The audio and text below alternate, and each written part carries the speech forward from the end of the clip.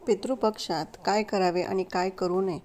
तर पितृपक्षात ब्राह्मणाला अन्न व वस्त्र इत्यादीचं दान करून श्राद्ध करणं खूप शुभ मानलं जातं. पितृपक्षातील गायी, कावळे, कुत्रे आणि मुंग्यांना अन्न देणं अत्यंत लाभदायक मानलं जातं. या काळात ब्रह्मचर्याचं पाळावं असं सांगितलं जातं.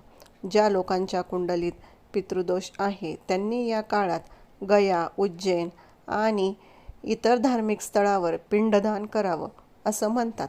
पितृपक्षात कांदा, लसूण तसेच तामसिक अन्नाचे सेवन करू नये. या काळात लग्न, साखरपुडा यांसारखी शुभ कार्य करण्यास सक्त मनाई आहे. पितृपक्षात नवीन कपडे आणि शूजही खरेदी करू नये. या काळात केस कापणं, नख कापणं तसेच दाढी करणं टाळावं. या काळात सोने किंवा चांदी इत्यादी खरेदी करणं अशुभ मानलं जातं. पितृपक्षात किंवा श्राद्ध पक्षाच्या काळात नवीन घरात प्रवेश करू नये, ते अशुभ मानलं जातं. त्याचबरोबर या दिवसात जावळंसुद्धा देखील काढू नये.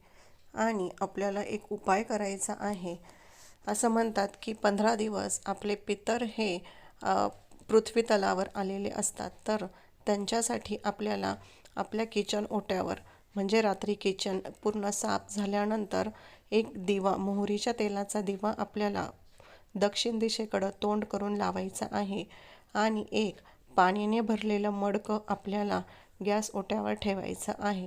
जर तुमच्याकडे जर मडकं नसेल, म्हणजेच माठ म्हणतो आपण त्याला, जर माठ नसेल तर तुम्ही एक छोटंसं बोळकं असतं बघा आपल्या घरामध्ये, आपण दिवाळीला वगैरे आणतो, तर ते जरी भरून ठेवलं तरीसुद्धा चालेल, पण ते मातीचंच असावं एवढी काळजी आपल्याला घ्यायची आहे. आणि त्याच्यावर झाकण ठेवायचं आहे. झाकणही पूर्ण ठेवायचं नाही, तर अर्धवटच झाकण ठेवायचं आहे.